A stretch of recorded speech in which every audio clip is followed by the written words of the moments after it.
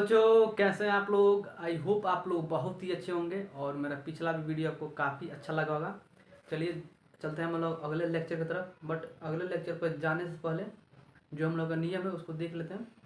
पिछले लेक्चर में जो भी पढ़े थे उसको एक बार रिवीजन कर लेते हैं ताकि हम को आगे पढ़ने में थोड़ा सा भी तकलीफ ना हो, क्योंकि छोटी छोटी चीज़ आपको जानना ज़रूरी है, तभी आप बड़ी चीज़ को आसानी से समझ सकते हैं।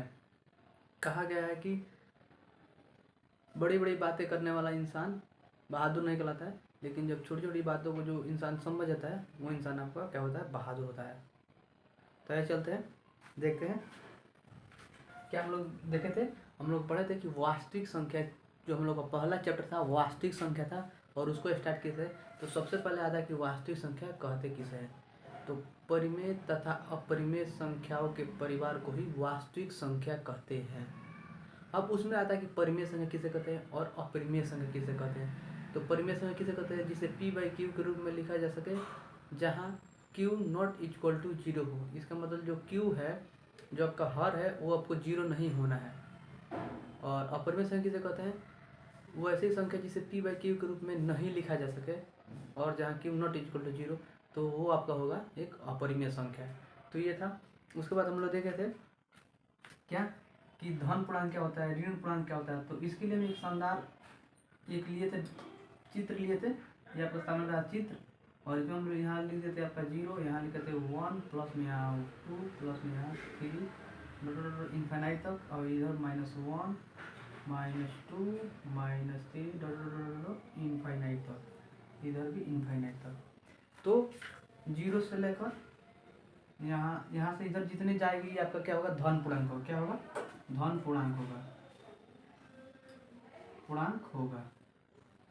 और इधर वाली संख्या क्या होते हैं, ऋण पूर्णांक हो गए, ऋण पूर्णांक यहाँ से। और 0 क्या है, इसको बोलते हैं शून्य पूर्णांक। 0 क्या बोलते हैं, शून्य पूर्णांक बोलते हैं। और उसके बाद हम लोग कहते हैं कि प्राकृत संख्या किसे कहते हैं। तो गिनती में एक से लेकर सभी संख्याओं को, अनंत तक संख्याओं को क्या बोलते हैं, प्राकृत संख्या बोलते हैं। उसके बाद आया था आपका पूर्ण संख्या किसे बोलते हैं। तो पूर्ण संख्या किसे बोलते हैं, गिनती में 0 से लेकर, 0 से इंक्लूड कर देंगे तो आपको हो गया पूर्ण संख्या। तो गिनती में 0 से लेकर सभी संख्या को क्या बोलते हैं, पूर्ण संख्या बोलते हैं। ये भी आपका क्लियर हो गया। उसके बाद देखे थे सम संख्या किसे कहते हैं। तो वैसी संख्या जिसमें 2 से पूरा पूरा भाग लग जाए उसी को बोलते हैं सम संख्या। तो इसका मतलब क्या कि दे दे आपको 4, 5 बोलेंगे, इसमें कौन सम संख्या है, बोलेंगे 4, क्योंकि इसमें 2 से भाग लग जाएगा, 2 से भाग लग जाए, जबकि 5 में 2 से भाग नहीं लगेगा, इसमें 2 से भाग नहीं लगेगा, इसमें शेष बच जाएगा। तो क्या बोलता है डिफिनेशन, क्या बोलता है, वैसी संख्या जिसमें 2 से पूर्णतः भाग लग जाए, मतलब पूरा पूरा कट जाए, शेष 0 बचे, तो उसी को बोलते हैं सम संख्या। अब वैसी संख्या जिसमें 2 से पूरा पूरा भाग न लगे तो उसी को बोलते हैं विषम संख्या। अब हम इनसे पूछ दें कि 4 में और 5 में कौन विषम संख्या है, तो बोलेंगे कि जो आपका 4 है ये आपका विषम संख्या नहीं है, और 5 आपका है जो विषम संख्या है। तो आपका विषम संख्या क्लियर हो गया, क्योंकि पूर्णतः रूप से इसमें 2 से पूरा पूरा भाग नहीं लगेगा, लगाइएगा तो नहीं लगेगा। अब उसके बाद देखिए क्या, और इसको हम लोग देख रहे थे लगेगा क्यों नहीं, दशमलव में जाएगा। हम लोग इसको पढ़े थे, जितना भी पढ़ते, प्राकृत संख्या, पूर्ण संख्या, धन पूर्णांक, ऋण पूर्णांक, वास्तविक संख्या, परिमेय संख्या, अपरिमेय संख्या, जितना भी संख्या पढ़े थे ये आपका था बिना दशमलव में पढ़े थे, बिना दशमलव में। इसलिए इसको दशमलव में नहीं ले जाना है, बिना दशमलव में ही पढ़े थे, तो बिना दशमलव में ही बताना है। तो 5 एक क्या है आपका, विषम पूर्णांक है, विषम संख्या है। अब आता है, पढ़ते हैं कि अभाज्य संख्या किसे कहते हैं। तो इसके लिए एक ऑब्जेक्टिव क्वेश्चन मिले थे, काफ़ी शानदार, बहुत इंपॉर्टेंट ऑब्जेक्टिव क्वेश्चन था, आपके बोर्ड एग्जाम में हर साल पूछ लिया गया है कि सबसे छोटी अभाज्य संख्या क्या थी। आपका ऑप्शन था पहला 1, दूसरा ऑप्शन था 2, तीसरा ऑप्शन था 3, चौथा ऑप्शन था 4। तो आपका जो सबसे छोटी अभाज्य संख्या वो क्या होगी, 2 होती है। क्या होती है, 2 होती है। याद रखिएगा, काफ़ी इंपॉर्टेंट क्वेश्चन है, आपके बोर्ड एग्जाम में काफ़ी बार देखने को मिला है। उसके बाद था कि विषम सह अभाज्य संख्या। तो इसका डिफिनेशन क्या था, सह अभाज्य संख्या का, अभाज्य संख्या का डिफिनेशन क्या था, वैसी संख्या जो स्वयं और एक को छोड़कर किसी दूसरी संख्या से भाग ना लगे। माने वैसी संख्या जिसमें स्वयं को और एक को छोड़कर किसी और संख्या से भाग न लगे, जैसे उसी को बोलते हैं आपका अभाज्य संख्या। इसका मतलब क्या हो जाएगा, आपका 3 हो जाएगा, 5 हो जाएगा, 7 हो जाएगा, 11 हो जाएगा। ये जो संख्या और भी बहुत सारी संख्या होंगी, तो इसमें अगर लगाइएगा भाग ना, तो ये केवल स्वयं से कटेंगी और एक से इसमें भाग लगेगा, और किसी संख्या से भाग नहीं लग सकता है। तो इसी संख्या को बोलते हैं विषम संख्या। अब होता है क्या, अब आप सब छोटी पूछ जाती है, आपका 2 भी हो जाएगा। तो सबसे छोटी क्या होता है, 2 आपका होता है। तो 2, 5, 3, 7, 11, ये आपका हो गया 13, ये सब आपका क्या होता है, अभाज्य संख्या। अब होता है कि सह अभाज्य संख्या किसे कहते हैं।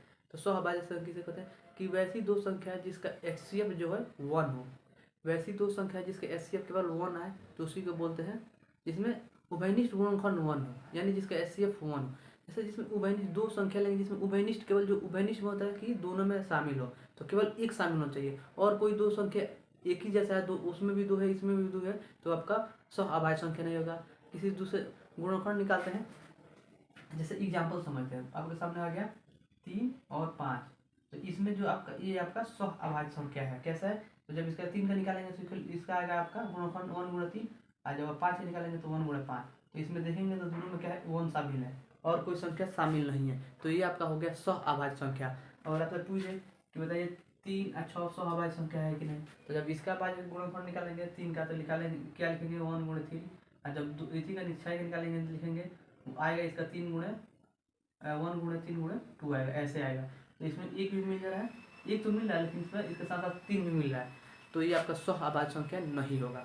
तो क्या कहता है सह अभाज्य संख्या, वैसी दो संख्या है जिसका एचसीएफ आपका 1 आता है, तो उसी को बोलते हैं सह अभाज्य संख्या। तो इतना हम लोग देखे थे, और ये सब छोटी छोटी पॉइंट्स है, ये सब पॉइंट आपको आना चाहिए क्योंकि बहुत इम्पोर्टेंट है आपके अगले लेक्चर के लिए, कार्य के लिए। अब हम लोग अगले लेक्चर में पढ़ेंगे यूक्लिड विभाजन प्रमेयिका। यूक्लिड विभाजन प्रमेयिका, जो यूक्लिड विभाजन प्रमेयिका है ये आपका टोटली बेस्ड है भाग द्वारा। यूक्लिड विभाजन प्रमेयिका को हम लोग क्लियर करते हैं भाग द्वारा।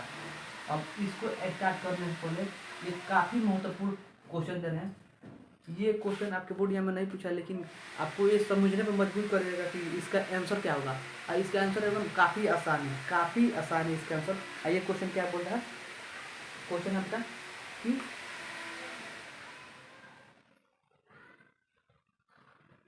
यूक्लिड विभाजन प्रमेयिका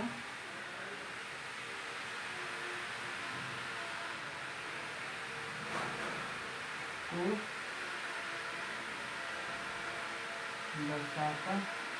दर्शाता है। यानी क्या, मैंने यूक्लिड विभाजन प्रमेयिका है ना, जो भाग विधर है, ये इसमें किस कंडीशन को फॉलो करता है, किस कंडीशन को फॉलो करता है। आपका ऑप्शन है, आपका पहला जो आपका ऑप्शन है ये क्या है, बोलता है 0 बड़ा होगा बराबर होगा r से, और ये भी बड़ा होगा बराबर होगा आपके b से। इसका मतलब क्या, इसको भी जानेंगे। अब दूसरा जो आपका ऑप्शन है, जानेंगे क्या, हम लोग जानेंगे, लेकिन इससे पहले हम देख रहे हैं कि आप उस चीज़ को क्वेश्चन के आंसर दे पा रहे हैं कि नहीं, इसलिए दिए थे। इसका मतलब ये हुआ, अगर नहीं आपको समझ में आएगा तो अभी आगे बढ़ेंगे तो आसानी से आपको पता चल जाएगा। दूसरा आपका ऑप्शन है 0 से बड़ा और बराबर जो है आपका r है, और r से बड़ा आपका b है। तीसरा आपका ऑप्शन क्या हो जाएगा, 0 से बड़ा और r से बड़ा b है। और चौथा जो ऑप्शन है इसमें है नॉन ऑफ दीज। तो ये आपके सामने 4 ऑप्शन है, इस चारों ऑप्शन में से ऑप्शन जो राइट होगा कौन होगा, उसका आंसर आप लोग बताइए कमेंट बॉक्स में कि इसका आंसर क्या होगा। क्वेश्चन क्या है कि यूक्लिड विभाजन प्रमेयिका को दर्शाता है। इसका मतलब यूक्लिड विभाजन जो प्रमेयिका है उस फिनोमेना को जो है डिनोट करता है, मैंने कौन सा नियम को फॉलो करता है। आपका सामने है, कहता है 0 से बड़ा और बराबर होगा r, और r से बड़ा और बराबर होगा b। दूसरा ऑप्शन है 0 से बड़ा और बराबर होगा r से बड़ा और बड़ा होगा b। तीसरा ऑप्शन है 0 से बड़ा होगा r से बड़ा होगा b। और चौथा जो ऑप्शन है नॉन ऑफ, इनमें से कोई नहीं। अब यहाँ पर आपको समझना है कि r क्या है b क्या है।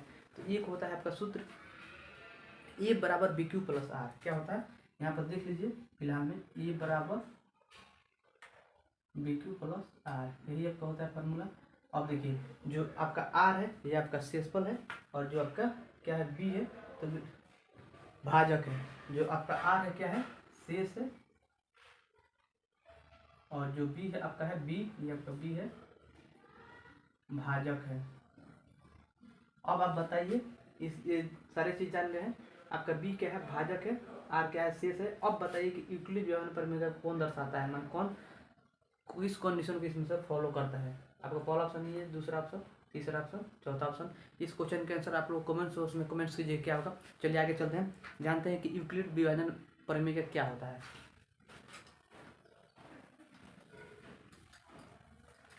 क्या है यूक्लिड विभाजन प्रमेय का? यूक्लिड विभाजन प्रमेय का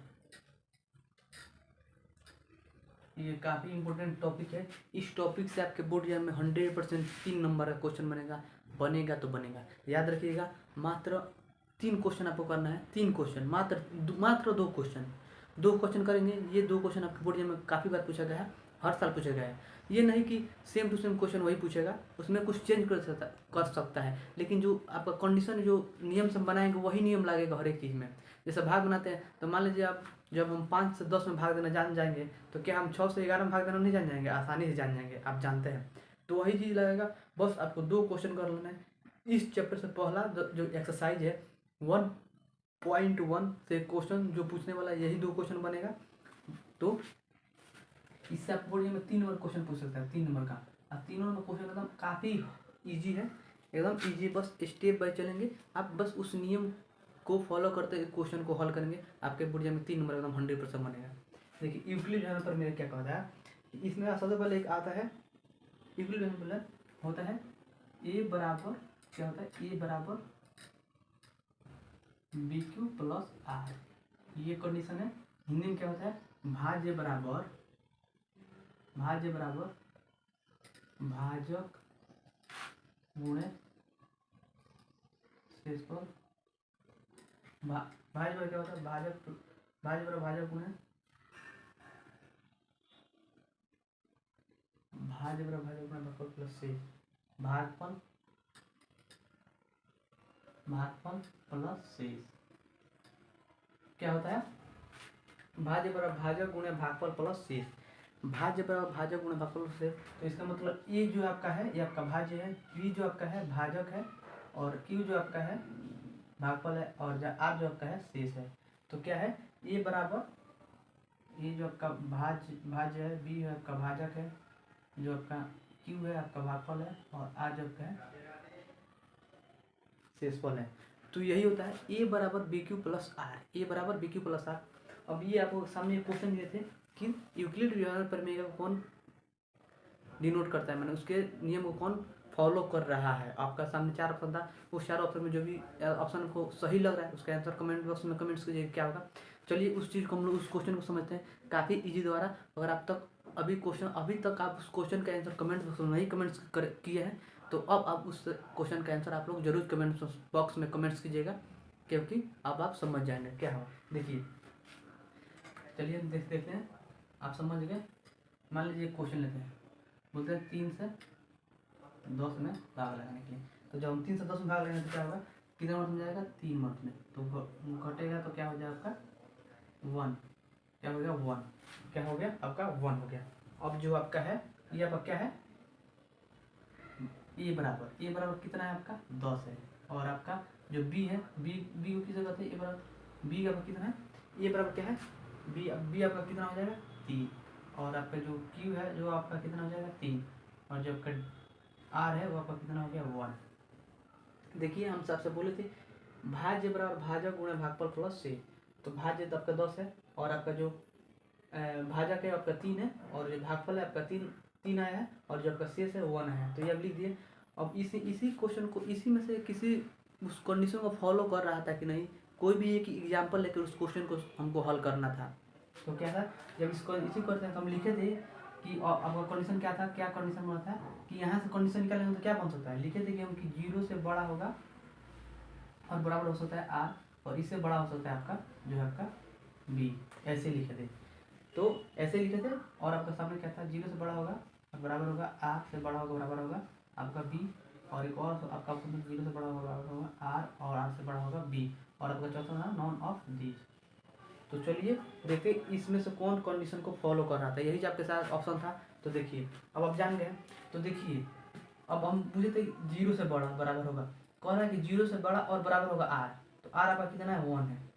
तो 0 से बड़ा तो आपका क्या है, कभी भी आप देखेंगे तो जो आपका आर है यहाँ पर शेष, वो कभी भी 0 से बड़ा या 0 के बराबर हो सकता है। इसका मतलब क्या, जो आर का मान है यहाँ पर जो शेष बचा है वो आपका 1 2 3 4 5 आ सकता है, माइनस में कभी नहीं आएगा, आप जानते हैं। तो यहाँ पर कोई भी एग्जाम्पल लेंगे, कोई भी एग्जाम्पल लेंगे, एक और एग्जाम्पल ले रहे हैं, दे रहे हैं 6 से आपको 15 में भागने के लिए। तो क्या होगा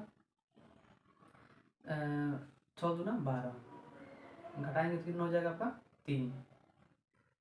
तो 3 आपका। अब आपसे पूछेंगे यहाँ पर जो है ए बराबर कितना है 15 है, और बी बराबर कितना है तो 6 है, और आपका क्यू बराबर कितना है 2 है, और आर बराबर कितना है तो 3 है। तो आपका 3 हो गया। तो अब एक क्वेश्चन बनता है कि इसमें से कौन सा कंडीशन को फॉलो कर रहा है। तो कोई भी आप एग्जाम्पल है कि इस चीज़ को हम लोग क्लियर कर सकते हैं।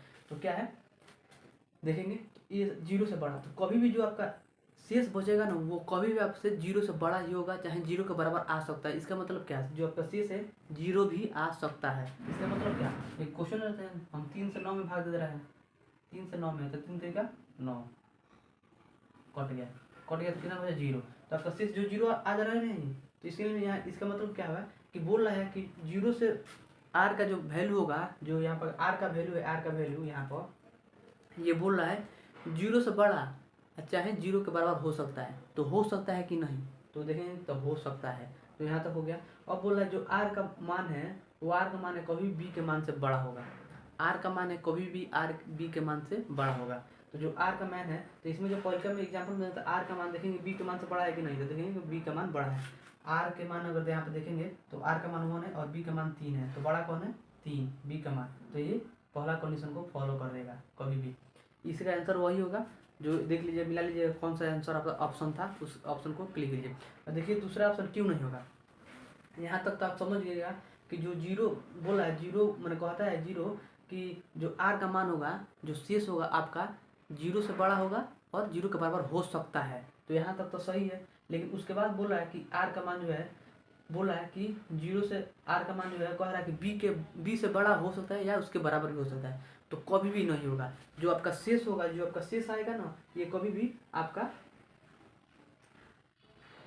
भागफल के बराबर नहीं हो सकता है, कभी भी भागफल के बराबर नहीं हो सकता है। हाँ ये हो सकता है कि आर का मान जो है भागफल के मान से छोटा, माने भागफल का मान बड़ा हो सकता है, यानी बी का मान बड़ा हो सकता है, आर से बी का मान बड़ा हो सकता है, लेकिन आर का मान जो होगा बी के बराबर कभी नहीं हो सकता है, बी के बराबर कभी नहीं हो सकता है।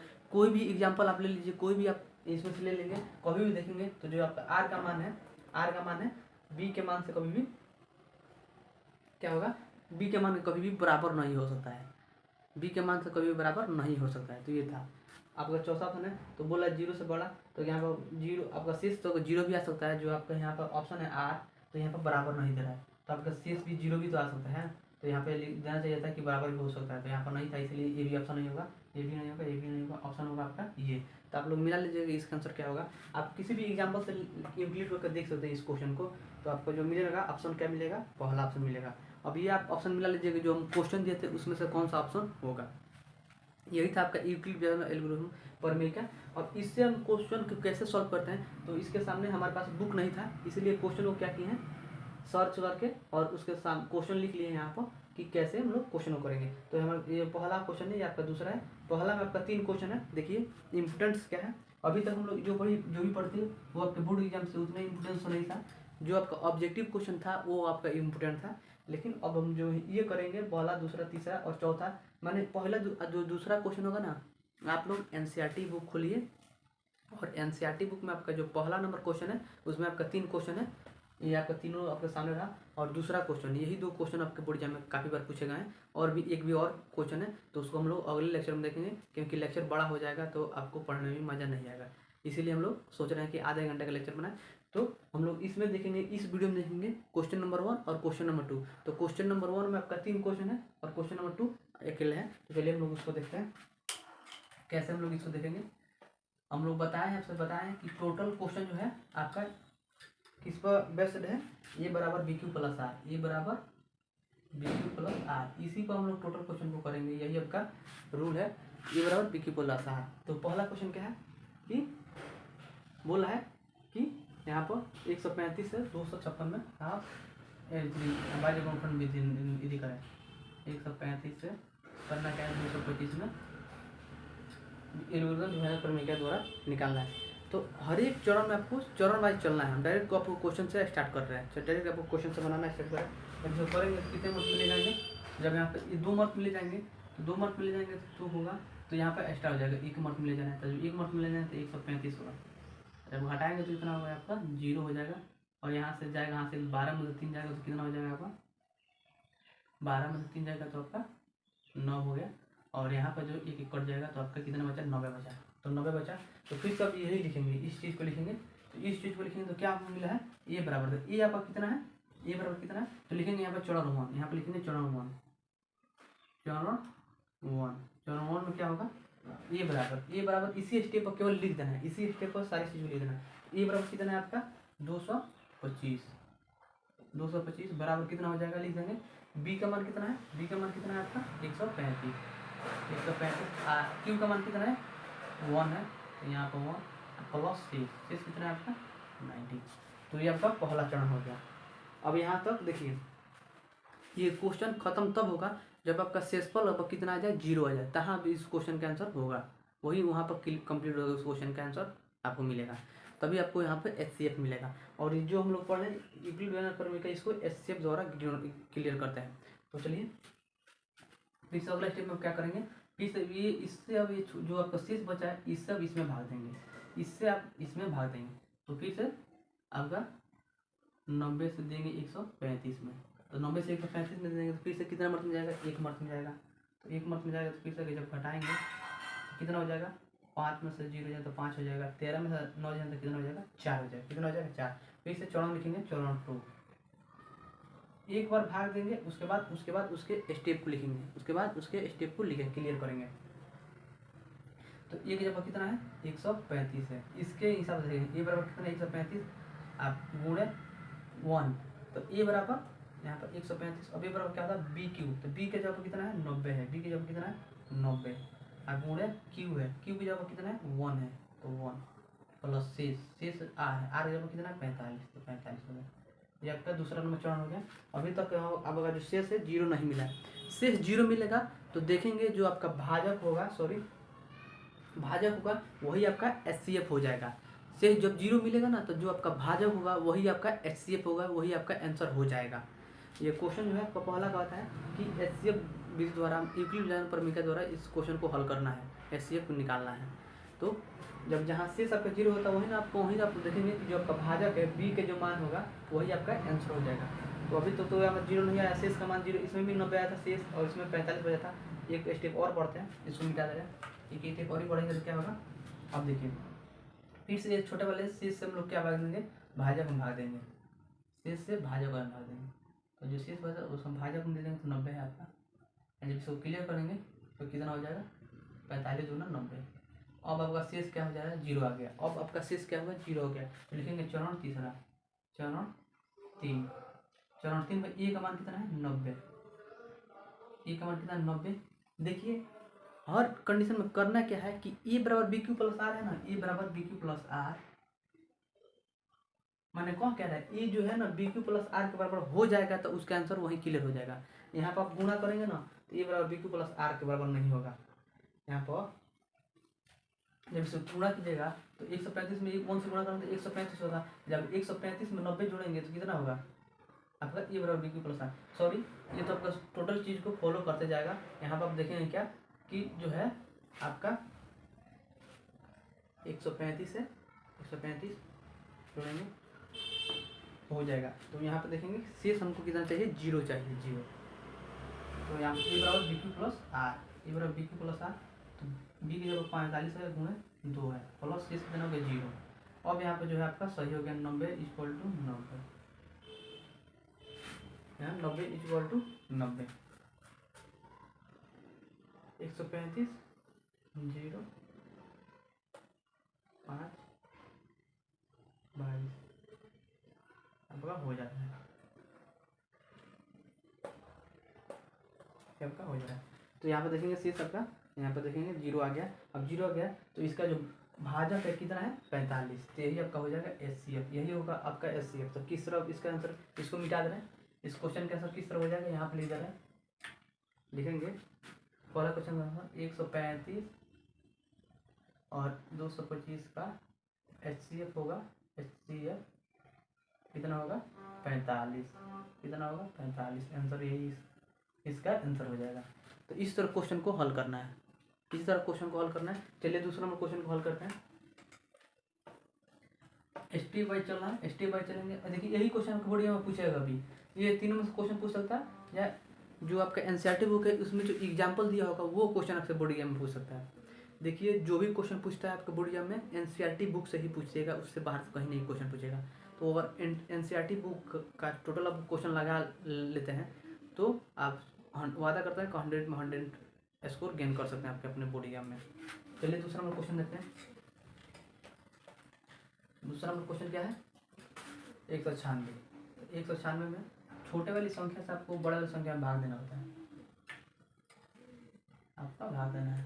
और आपको करना क्या होता है, जो आपका शेष है 0 ला देना है। 0 लाएंगे तो जिस संख्या से भाग देते हुए 0 हम लाएंगे तो वही आपका भाजक जो होगा, वही जो यहाँ पर बचेगा, यहाँ से जिस संख्या से मान लीजिए 196 से भाग दे रहे हैं, अगर इसी से अगर 0 आ जा रहा है शेष, तो जो आपका आंसर होगा HCF होगा वो आपका 196 हो जाएगा।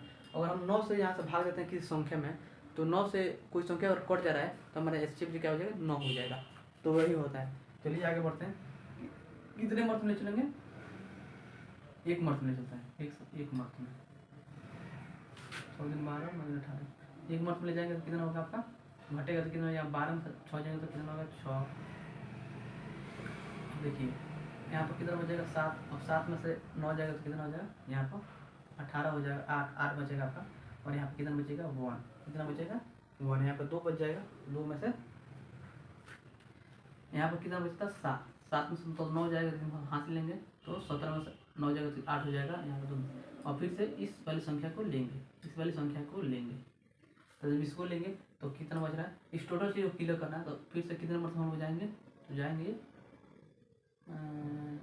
कितने नंबर में जा सकते हैं 9, कितने नंबर में जा सकते हैं 9 9 81, और फिर से जब 9 होगा 8 मिनट में चलता है, 8 मिनट चलेंगे, 8 6 48, 8 9 8 है 72, 72 आपका 72, और 48 में का 4 कितना 76, 76 का 6 हो जाएगा। और फिर से कितना होगा 8 कम 8 8 8 7 कितना हो जाएगा, तो यहाँ से अगर 8 7 15 होगा। तो अगर हम चलते हैं 9 से लेते हैं, 9 से लेंगे तो 9 6 54, 54 का 4 9 81, 81 86 हो जाएगा, 9 9 8, चलिए 9 मत में लेते हैं, कितना हो जाएगा यहाँ 9 मत में है, तो 9 6 54, 54 का कैसे होता है 4 हो जाएगा, हासिल बचेगा 5। अब देखिए 9 9 81, 81 5 कितना हो जाएगा 81 5 86 हो जाएगा, हासिल बचा आपका 8, फिर से 9 में कम 9 9 8 17, 9 8 17, 9 8 मिलेंगे। जब घटाएंगे इसको क्या हो जाएगा, 12 में से 4 जाएगा तो कितना हो जाएगा 8, यहाँ 15 में 6 जाएगा तो कितना 9, और यहाँ पर ये सब 0 हो जाएगा। फिर से कितना होगा 98, फिर से क्या उतार देंगे 0, कितना उतार देंगे 0, और फिर से इसको चलेंगे कितना मर्थ में ले जाए, तो कितना मर्थ में ले जा सकते हैं, तो इसको हम ले जा सकते हैं कितने मर्थ में, तो 5 मर्थ ले सकते हैं, 5 6 30, 9 5 45, 45 3 48 48 4 5 4 9, ये आपका 0 हो गया। इसी से आपका 0 हो गया, तो लिख सकते हैं, लिखेंगे कि इसका जो पहला चरण है ए बराबर BQ प्लस R बराबर A बराबर बी क्यू प्लस आर, जब इसको बैठाएंगे तो ये की जगह कितना है 138,220 इक्वल टू बी की जगह कितना है 196 गुणे क्यू की जगह 195 प्लस आर कितना है 0। तो हमका जो शेष है इसी में शेष 0 मिल जा रहा है, तो लिखेंगे कि 196 कमा 3,8,220 का जो HCF होगा, HCF को कितना हो जाएगा 196। तो ये आपका दूसरा का आंसर हो गया। तीसरा क्वेश्चन का आंसर आप लोग बताइएगा कि इसका आंसर कितना आएगा। इस क्वेश्चन को हल कीजिए, इस छोटे वाले संख्या से बड़े वाले संख्या में भाग दीजिए और देने के बाद अगर आपको पहले बार में शेषफल 0 नहीं आ रहा तो फिर से दूसरे चरण में जाइए, फिर से दूसरे चरण में आपका शेषफल 0 नहीं आ रहा है, सॉरी शेषफल 0 नहीं आ रहा तो फिर से तीसरे चरण में जाइए, तीसरे चरण में शेषफल आपका 0 नहीं आ रहा तो फिर चौथा चरण में जाइए। आप आगे ऐसे बढ़ते जाइएगा, कहीं ना कहीं आपको शेषफल क्या होगा 0 मिल जाएगा। 0 जहाँ मिलेगा तो जिस भाजक से आप लोग आपका 0 मिला है शेषफल, तो वही आपका भाजक क्या हो जाएगा HCF हो जाएगा, वही आपका भाजक क्या हो जाएगा, ये वाला क्या हो जाएगा आपका HCF हो जाएगा, वही आपका आंसर हो जाएगा। तो इस क्वेश्चन का तीसरा क्वेश्चन का आंसर आप लोग कर लीजिएगा। चलिए चौथा क्वेश्चन देखते हैं, सॉरी दूसरा क्वेश्चन है। जो दूसरा क्वेश्चन है आपसे पूछ रहा है कि दर्शाएं कि एक विषम धनात्मक पूर्णांक। क्वेश्चन हम लोग शॉर्ट में लिखे हैं, हमको थोड़ा सा याद है, हमारे पास बुक नहीं है, यही दिक्कत हो रहा है, बुक रहता तो हमको